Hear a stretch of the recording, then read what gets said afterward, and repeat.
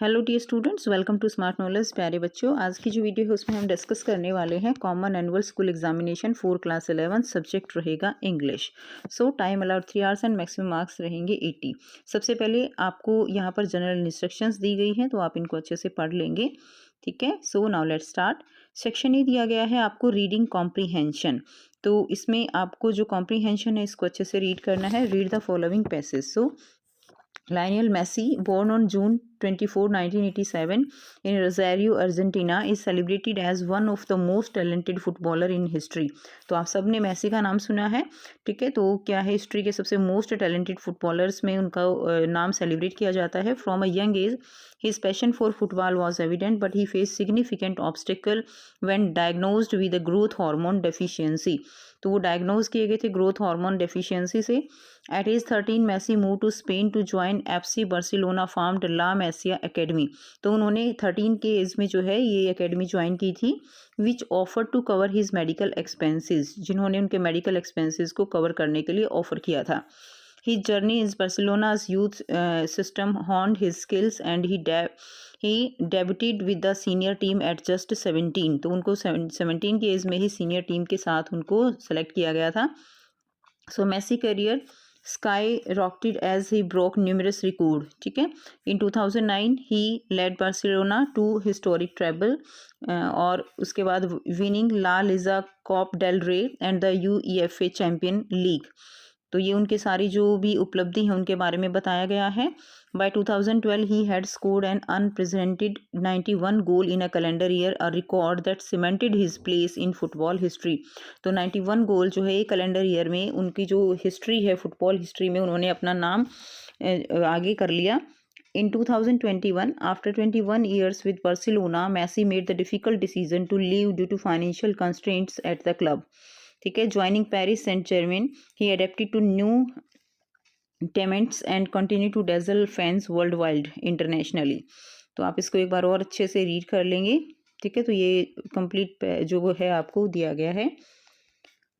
And after that in December 2022 Messi journey reached the pinnacle when he captained Argentina to a FIFA World Cup victory, fulfilling his lifelong dream and further elevating his legendary status। Known for his humility and dedication, Messi career served as an inspiring story of resilience, talent and passion for the sports। तो ये उनके बारे में complete बताया गया है। Next देखिए, on the basis of your reading of the passage answer the following question. तो इसमें क्या है, when Lionel was 13 he move to Spain to join. तो उन्होंने क्या ज्वाइन किया था, La Masia academy. At what age did Messi डेट for the FC Barcelona senior team. तो क्या आ जाएगा, 17। नेक्स्ट है थर्ड दिया गया है, which award did Messi win multiple times for being the best player in the world. तो कौन सा अवार्ड उन्होंने जीता था, सी आंसर हो जाएगा। नेक्स्ट देखिए, क्वेश्चन नंबर 4 दिया गया है, Messi left FC Barcelona in 2021 due to financial issue at the club. उन्होंने छोड़ा था तो फाइनेंशियल इश्यूज थे, तो बी आंसर हो जाएगा। नेक्स्ट है, which club did Messi join after leaving Barcelona. कौन सा क्लब उन्होंने ज्वाइन किया था, Paris Saint Germain. C answer हो जाएगा। Next question, what helped Messi to cement his place in football history. किसने हेल्प की थी, so scoring 91 goals in a calendar year helped Messi to cement his place in football history. Next देखिए, what major obstacle did Messi face in his early life and how did he overcome it. कौन से major obstacles थे, so Messi was diagnosed with a growth hormone deficiency. Messi joined FC Barcelona's famed La Masia Academy, which offered to cover medical expenses। This academy helped him to hone his skills। so उन्हें उसके जो medical expenses थे उनको cover करने का offer किया था। Next देखिए, what qualities make Messi career an inspiring story. कौन सी क्वालिटीज थी, so Messi talent and passion for the sports, his resilience to face difficult situation, his humility and dedication, adapting to new situation. ये points थे। Next करेंगे, second question है, read the following text and answer the questions that follows. India's eating habits are as diverse as its culture.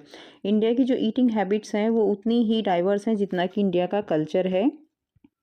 And it influenced by regional preferences, regional religious belief and climate. तो ये किससे influence होता है? जो regional preference है, किस area में हम रहते हैं, हमारा रिलीजन क्या है, क्लाइमेट कैसा है, उस पर डिपेंड करता है। Traditional Indian diets are primarily plant based with vegetable grains and pulses as staples in most household. जो ट्रेडिशनल डाइट है, ट्रेडिशनल इंडियन जो डाइट है वो मेनली प्लांट बेस्ड है, ठीक है। वेजिटेबल्स हैं, ग्रेन्स है, पल्सेस हैं। The northern region wheat based foods like roti and naan are popular. तो नॉर्थ साइड क्या है, रोटी और नान पॉपुलर हैं। While in southern state rice and lentils form the foundation of daily meal. Southern state में राइस और लेंटिल्स, दालें जो हैं वो ज़्यादा हैं। Coastal region have a diet rich in seafood due to easy access, whereas people in mountainous area incorporate more meat and dairy to combat cold climate. जो coastal region है वहाँ पे सी फूड ज़्यादा है, ठीक है। सो ये diet का दिया गया है। With globalization and urbanization fast food और पैकेट फूड जो है इट हैव गेन पॉपुलरिटी। तो ये आजकल पॉपुलर हो रहा है, especially among young generation. These foods often high in sugar, salt and unhealthy fat, ठीक है, have contributed to an increase in health issues including obesity, diabetes and heart disease. तो often जो ये फूड होता है ये हाई शुगर, इसमें high sugar होती है, सॉल्ट होता है, अनहेल्दी फैट होती है, जिससे कि हेल्थ इशू कॉज होते हैं, ओबेसिटी कॉज होती है, डायबिटीज़, हार्ट डिजीज़, ये नॉर्मल प्रॉब्लम होती हैं।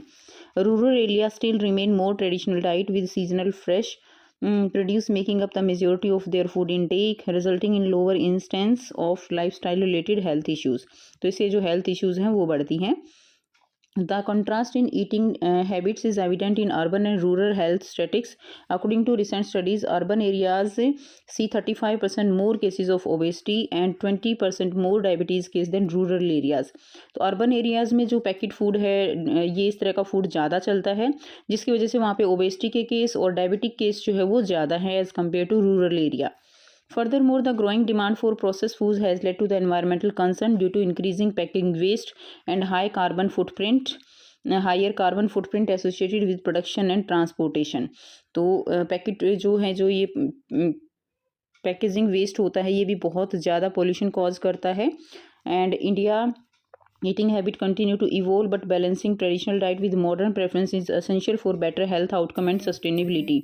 So India eating habit continue to evolve। तो जो अगर eating habit जो उनको प्रॉपर ठीक रखना है तो क्या है, बैलेंसिंग डाइट, ट्रेडिशनल डाइट को मॉडर्न डाइट के साथ जो है बैलेंस करके चलना होगा, तभी हम अपने हेल्थ को ठीक रख पाएंगे। तो ये सारा कंटेंट इसमें दिया गया है, ये ग्राफ दिया गया है। सो क्वेश्चन है, what is the primary staple food in northern India.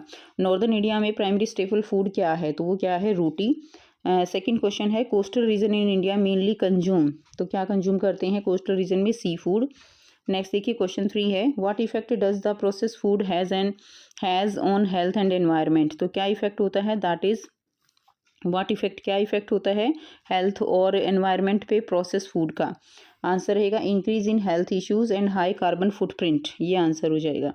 Next देखिए, dash is primarily the basis of the rural diet in India. तो seasonal produce is primarily the basis of rural diet in India, ठीक है। Question 5 है, what does the recent study show in regard to the effect of contrast in eating habit in urban and rural statistics. तो इसमें क्या answer हो जाएगा, what does the recent study show in regard. तो recent study क्या show करती है, that urban areas see 35% more cases of obesity and 20% more diabetic cases than rural area, ये इसका आंसर हो जाएगा। नेक्स्ट क्वेश्चन देखेंगे। नेक्स्ट दिया गया है, with ever evolving Indian eating habits better health and sustainability can be attend bye. तो कैसे अटेंड किया जा सकता है, balancing traditional diet with modern preferences. इस तरह से हम बैलेंस बना सकते हैं, हम जो है हेल्थ और सस्टेनेबिलिटी को मेंटेन कर सकते हैं। नाउ क्वेश्चन नंबर 3 है, read the following text and answer questions. So music has been a universal part of human culture for centuries, ठीक है। Music has been a universal part of human culture for centuries. Music जो है वो एक universal part है human culture का, providing a source of joy, expression and connection. From traditional folk songs to contemporary pop music span countless genre, each offering unique effect on listeners. So studies show that listening to music can significantly impact our mood। जो भी music है वो हमारे mood को impact करता है। And release of dopamine, तो कौन सा हार्मोन रिलीज होता है, dopamine, a hormone associated with pleasure and reward. That's why music is often used as a mood booster. Helping people for more relax energized and happy depending on the gender and tempo. ठीक है, तो इससे जो mood है वो अच्छा होता है, रिलैक्स फील करते हैं, एनर्जाइज्ड फील करते हैं। The physical benefit of music are equally compelling. Music with a strong beat can stimulate movement and improve exercise performance, often used in gym physical therapy setting. तो ये gym वगैरह में use होता है। Studies indicate that the people who exercise to music tend to feel less fatigue and show improved endurance. Slow calming music on the other hand has been found to reduce blood pressure and heart rate. तो slow जो music होता है, काम music होता है, उससे blood pressure reduce होने करने में हेल्प होती है, हार्ट रेट जो है वो ठीक रहती है। Helping people manage stress and physical tension more effectively. This makes a musical valuable tool in promoting cardiovascular health and managing chronic pain. ठीक है, तो इसलिए म्यूजिक का एक बहुत बड़ा रोल आप कह सकते हो। प्रमोटिंग कार्डियोवास्कुलर हेल्थ ठीक रहती है, क्रॉनिक पेन को मैनेज करता है। So the mental health benefit the music are profound. Listening की म्यूजिक, तो इसमें सारा जो है ना, आप एक बार अच्छे से पढ़ लेंगे तो इसमें सारे म्यूजिक के बारे में दिया गया है कि म्यूजिक हमारे लिए किस तरह से हेल्पफुल है, और ये सब तो इजी पैराग्राफ है, कोई इसमें बहुत ज़्यादा मुश्किल नहीं है समझने का। ठीक है, इसके बेस पे देखिए, on the basis of your reading of the above passage make notes on it. तो इसके ऊपर आपको क्या बनाना है, नोट्स बनाने हैं using headings and sub headings. Also use recognizable abbreviations where necessary, supply an appropriate title to it. तो आपको टाइटल देना है, इसका नोट्स बनाने हैं। तो आंसर यहाँ से करेंगे। टाइटल, सबसे पहले हम टाइटल देंगे the power of music in enhancing wellbeing. Power of music in enhancing wellbeing. तो इसमें हमारे मेन क्या रहेंगे, सबसे पहले हेडिंग रहेगा इम्पैक्ट ऑन मूड। तो universal part of human culture, stimulus dopamine release, used as a mood booster and effect varies with gender and tempo. Second हम इसमें हेडिंग दे देंगे फिजिकल बेनिफिट। क्या क्या फिजिकल बेनिफिट रहेंगे इसके, enhance movement and exercise, reduce fatigue and improve endurance, slow music, BP and HR stress management. ठीक है, and promote cardiovascular health and pain management. तो MGMT ये एब्रीवेशन यूज हमने की है, management, BP blood pressure, clear, HR heart rate. उसके बाद है mental health benefit, help with anxiety and depression, enhance focus and memory, aids meditation and mindfulness, used in therapy for trauma and stress. conclusion में रहेगा sport physical and mental well-being and enhance QOL and holistic health। अब QOL हमने यहाँ पे क्या किया है, quality of life, ठीक है ना, and holistic health। abbreviations क्या क्या यूज़ की हैं, ये डिक्रीज़ के लिए किया है सिंबल, ये डिक्रीज़ के लिए, ये इंक्रीज़ के लिए, बीपी जो है ब्लड प्रेशर के लिए, HR हार्ट रेट के लिए, MGMT management and QOL quality of life, ये एब्रीवेशंस यूज़ की हैं। नेक्स्ट देखिए, write a summary of the passage in above 50 words. तो 50 वर्ड्स में समरी करनी है। So music play a crucial role in enhancing mood, physical health and mental wellbeing. It boost dopamine level, adding relaxation and energy. It improve exercise performance and reduce stress by lowering BP and HR. Additionally, music therapy help with anxiety, depression and trauma. Overall, music promote holistic health and enhance quality of life. ये इसका answer हो जाएगा। Next देखिए, section B, creative writing skill और grammar section दिया गया है। तो ग्रामर में है, you have to attempt any 7 out of 8 question given in question 4 and 5. So complete the following sentence by filling the gap with appropriate choice. So इसमें आ जाएगा, by the time we arrived the movie had started already. She has been practicing the piano every day for the last 2 weeks to prepare for her recital. Next है, while he was reading, ठीक है, while he was reading the book he realized it was different from the movie adaptation. तो इसमें आ जाएगा while he was reading. Next देखिए, question number 5 है, do as directed. तो इसमें आपको करेक्ट पैसिव फॉर्म बताना है सेंटेंस का। The chef prepared a delicious meal. तो आंसर बी होगा, a delicious meal was prepared by the chef. Next है, फिफ्थ है, choose the correct active form of the sentence, the homework was completed by Sara. So answer रहेगा C, Sara completed the homework. Next देखिए, rearrange the following to form a meaningful sentence. तो इसमें हमें rearrange करना है। तो ये तीनों जो है आपको रीअरेंज करके लिखने हैं। तो यहाँ से आप इसको देख लेंगे। Student should focus on studying when they have exams. 7th का आ जाएगा, she finished reading the entire novel. 8th का रहेगा, it seems that the common house sparrow was has disappeared from the city. ये आंसर हो जाएगा। Question number 6 है attempt any of the to, ठीक है, 50 वर्ड्स में आपको दिया गया है। तो इसमें जो ये सेक्शन है इसमें आपको क्या करना है, आपको एक प्रिपेयर करनी है एडवर्टीजमेंट, ठीक है। Your company BLB limited Noida is hiring a manager for its operation department, prepare an advertisement for the vacant post. तो वेकेंट पोस्ट के लिए आपको एडवर्टीजमेंट देना है, तो ये आप करेंगे पर्टिकुलर फॉर्मेट के साथ जो है लिखते हैं। उसके बाद देखिए इसमें भी आपको एक क्लासिफाइड एडवर्टीजमेंट करना है for house that is up for sale, sale के लिए है। और ये जो क्वेश्चन है आपका, ये पहले ही जो सैम्पल पेपर है उसमें कराया गया है। You are Ankit and Ankita shifting permanently to Bangalore, ठीक है।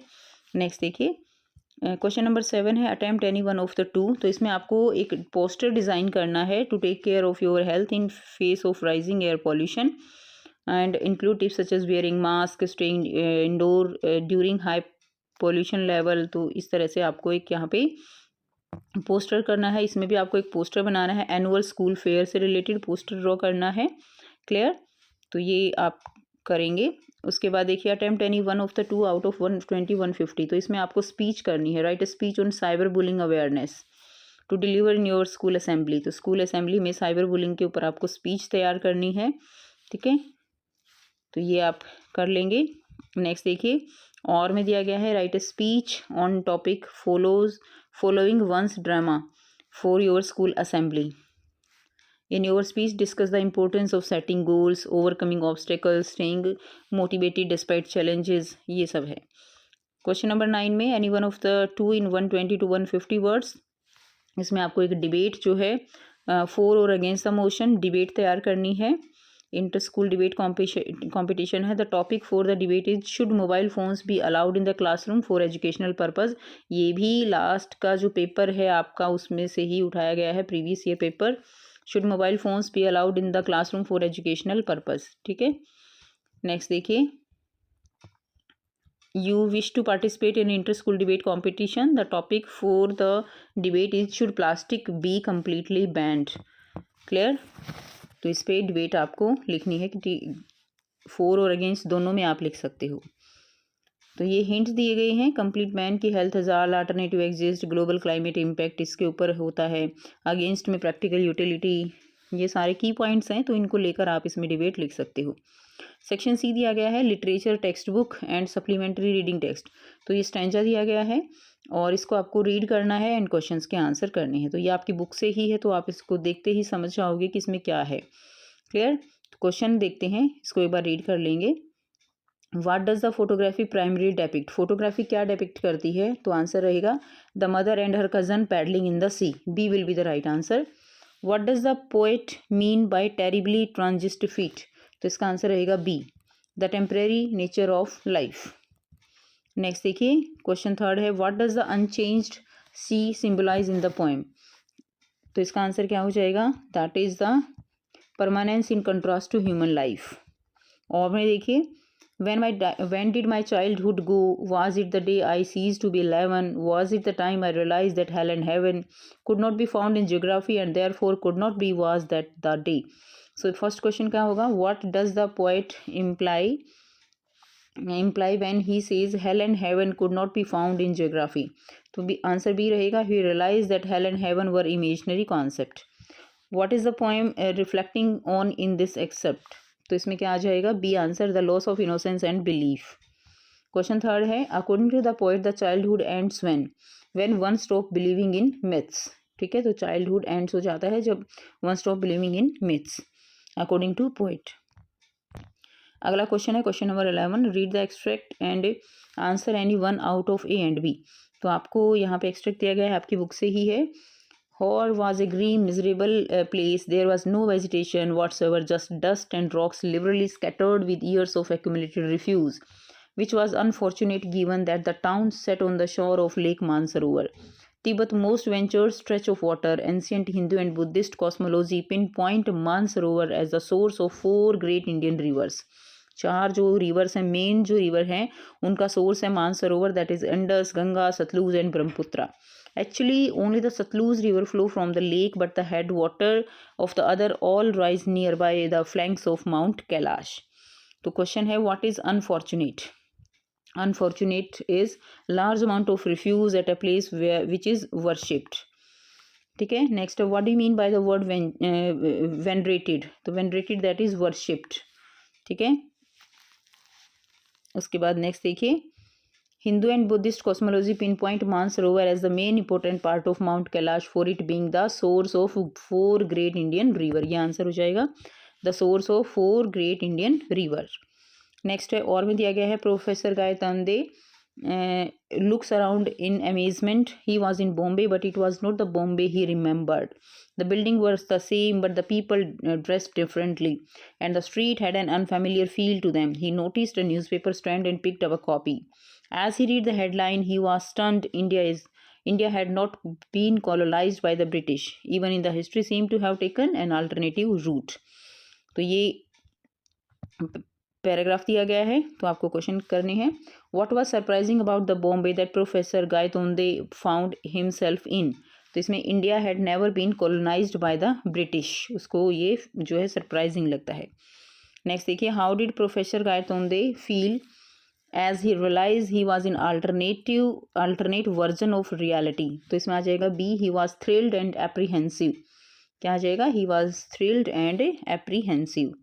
नेक्स्ट है, विच clue first made professor Gaitonde suspect that he was in a different version of Bombay? तो आंसर रहेगा सी, अ न्यूज़पेपर हेडलाइन.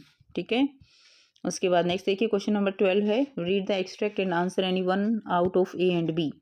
तो again, I heard the unnatural sound of my voice. I went on. I remember my mother once asked me I would help her polish the silver. It was very long time ago, and I was probably bored that day, and perhaps I had to stay at home because I was ill. क्योंकि मैं बीमार था. As she had never asked me before. I asked her which silver she meant, and she replied, surprised, that it was spoon, forks, knives, of course. And that was a strange thing. I didn't know the cutlery we ate of every day was silver. The girl laughed again. ठीक है. तो उसको ये लगा कि जो उससे हम खाना खाते हैं वो क्या है, वो सिल्वर की है. Why was the sound of narrator voice unnatural? तो वो उनकी वॉइस जो है वो अननेचुरल क्यों थी? She had been identify her belongings but now realize that they no longer belong to her. Next है, why did the mother ask the narrator to help? Probably she was getting bored that day. She had to stay home as she was ill. तो कोई भी point आप इसमें लिख सकते हो. I didn't know the cutlery we ate of every day was silver. Was the tone of the speaker here? तो कैसी टोन है ये सरप्राइज हुई थी, तो सरप्राइज टोन रहेगी. ए आंसर हो जाएगा. Next, why did the girl laugh? Girl क्यों हंसी? She couldn't relate to the narrator. How we hardly acknowledge the value of things we possess. ठीक है, कि जो हमारे पास होता है हम एक तरह से उनको जो है उनकी वैल्यू नहीं कर पाते, जो चीज़ हमारे पास होती है. इस तरह की जो ये टोन है यहाँ पर बताई गई है. और में दिया गया है, in the city of which I sing, there was a just and placed king. The king proclaimed an ark should be constructed that triumphantly would span the major thoroughfare to edify spectators. There under the ark he lost his crown. ठीक है, तो इसको read कर लेंगे. Question दिए गए हैं. The purpose of building the arch according to the king was to educate citizens morally. C answer हो जाएगा. What was a disgrace? So what was a disgrace? That is the falling of the crown was a disgrace. There was a just and placed king. Identify the figure of speech. तो ये क्या है? इसमें आ जाएगा irony. The manner in which the king act in the poem shows his impulsiveness. ठीक है, B answer रहेगा, shows his impulsiveness. नेक्स्ट देखिए, answer any 2 out of the following 4 questions. तो ये आएगा, why was Tutankhamun's death a mystery? तो उसकी जो डेथ है वो एक मिस्ट्री क्यों थी? So Tutankhamun's sudden death at a young age led to the speculation. Some believe he died due to illness. तो वो एक राज थी और किसी को लगता था कि वो बीमारी के कारण मरा है, वाइल अदर सस्पेक्ट मर्डर और an accident. CT scan shows a fractured skull and leg suggesting possible foul play. Despite scientific research the exact cause of his death remain uncertain. तो उसकी डेथ का जो है वो एक अनसर्टेनिटी थी. ठीक है, तो ये इसका आंसर हो जाएगा. और में दिया गया है, how did Gordon Cook and his family show courage and resilience during the storm? तो कैसे उन्होंने स्टॉर्म के ड्यूरिंग जो है रेजिलेंस रखा. Gordon Cock and his family faced a violent storm while sailing. Despite severe damage to their boat, they remained calm. Cook made critical repair while his wife and children showed immense bravery. ठीक है, their teamwork, determination and positive attitude helped them survive on life-threatening ordeal. तो उन्होंने बहुत ही उस समय पे क्या है बहादुरी दिखाई और बहुत ही काम रहे, बहुत ही समझदारी से काम लिया. नेक्स्ट देखिए, how does the poet describe the relationship between the bird and the tree. Bird and tree का क्या रिलेशनशिप था, पोएट ने उसको कैसे दिखाया. The poet describe the bird and the tree as a deeply connected. The tree offer shelter and support while the bird bring joy and companionship. Their bond symbolizes mutual care and harmony in nature. ठीक है, एक mutual care और harmony इसमें दिखाया गया है. Whereas both depend on each other for survival and happiness. Next question देखिए, और में दिया गया है, how does the father express his feelings about the lack of understanding between him and his son. वो अपनी फीलिंग को कैसे एक्सप्रेस करते हैं. That is the father express sorrow over the emotional distance between him and his son. तो वो दुख जाहिर करते हैं. ही feel they speak different language and fail to connect. Despite his disappointment, he longs for reconciliation and wishes to rebuild their broken relationship, showing his deep love and regret. ये इसका answer हो जाएगा. अगला क्वेश्चन देखेंगे. Question number 14 है, answer any one of the following question in about 40 to 50 words. So how does doctor Andrew mention successfully save the baby in the story birth. कैसे वो उसको सक्सेसफुली जो है सेव करता है, ये आपको बताना है. ठीक है, आंसर यहाँ से करेंगे. Dr. Andrew Benson, despite his exhaustion and display immense dedication and medical expertise, he first revived the unconscious mother and then tirelessly worked to save the stillborn baby. He used the hot and cold method, alternating between warm water and artificial respiration, until the baby finally showed sign of life, proving his perseverance and skill. तो ये जो है बार बार वो उसको इस तरह का hot and cold treatment दे रहे थे, आर्टिफिशियल रेस्पिरेशन कर रहे थे बेबी को बचाने के लिए. So next question, why did Aram find it hard to believe that Mourad had stolen the white horse. So इसका आंसर रहेगा, Aram found it difficult to believe that Murad had stolen the white horse because their tribe and Gargolanian family and was known for its honesty. ठीक है, though Murad had a reputation for being adventurous and daring, stealing was against their family values. तो जो चोरी करना है वो उनके family values के against है. Aram's admiration for Murad free-spirited nature further clouded his judgment. Next question number 15 दिया गया है, answer any one of the following question in 120 to 150 words. ठीक है, तो इसमें आपको स्पीच यहाँ पे स्पीच लिखनी है. After reading the poem the voice of the rain, तो आपने ये पोएम पढ़ी हुई है, तो उसके बेस पे आपको स्पीच प्रिपेयर करनी है. Clear, in your class and you have to represented it in your class. तो इसमें देखिए, इसमें आपका इस तरह से आप आंसर लिखेंगे. Good morning everyone, today I want to talk about the vital role of rain in sustaining life on earth. तो यहाँ से पर इसको पढ़ लीजिए बेटा. Voice of the rain beautifully describe how rain is a continuous cycle of giving and renewal. Rain water nourish the soil, fill the river, lake and support plant and animal life. बहुत simple सी language लिखी गई है. Without it life as we know it would not exist, however we often take it for granted. Deforestation and pollution have distributed this natural balance, leading to drought and water shortage. It's our responsibility to conserve water and protect the environment to ensure that future generations also benefit from this precious resource. Let us pledge to use water wisely and respect nature's gift. ठीक है, thank you. तो ये इसका answer हो जाएगा. Next question है, imagine you are a friend of Khushwant Singh, the narrator of the portrait of lady. You visit his home and observe the bond between the grandmother and the animals. तो आप bond देखते हो. Write a conversation you might have with the grandmother about their connection with animals and how it affect our daily life. You may write in the form of dialogue और an article. तो आपको जो conversation है उनके साथ उसको dialogue form में लिख सकते हो या आप जो है एक आर्टिकल लिख सकते हो. सो इसका आंसर करेंगे. तो me grandmother, I see you how you feed the sparrow every day. They seem to love you.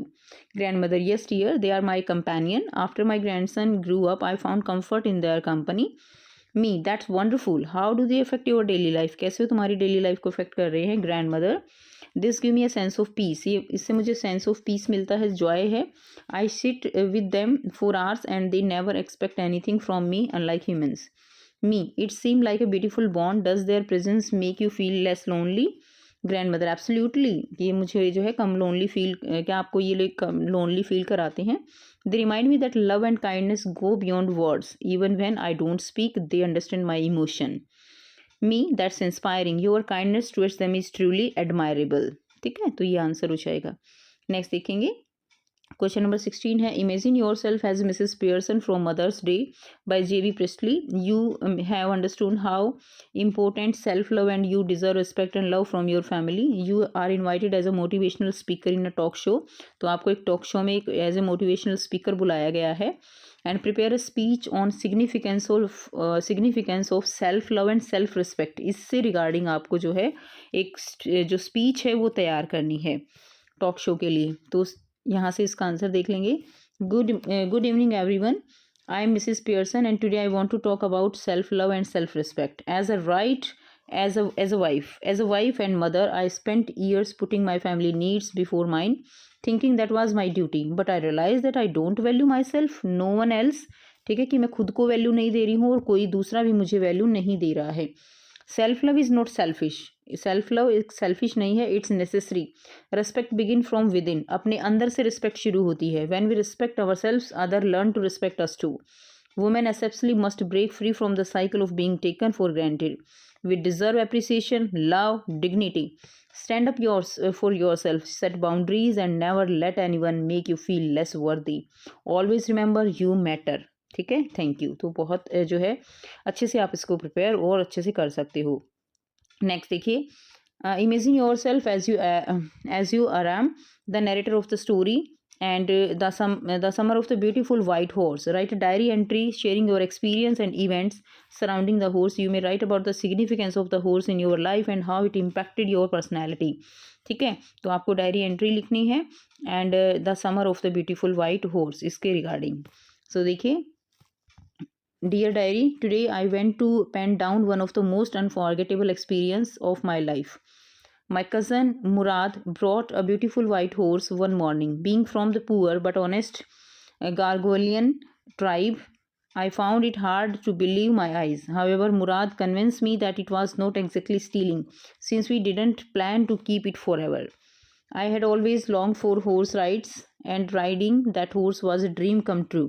ठीक है, we enjoy our time thoroughly, feeling the thrill and freedom. However, we soon realized our mistake and decided to return the horse.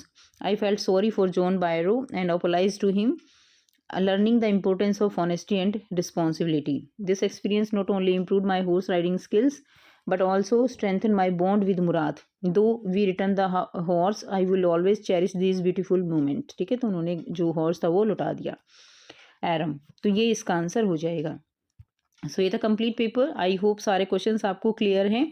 अगर video अच्छी लगी तो video को ज़रूर से like कीजिए, शेयर कीजिए, चैनल को सब्सक्राइब कीजिए बाकी सब्जेक्ट्स के पेपर के लिए भी। तो मिलते हैं आपसे नेक्स्ट वीडियो में। Till then take care, bye bye and have a nice day.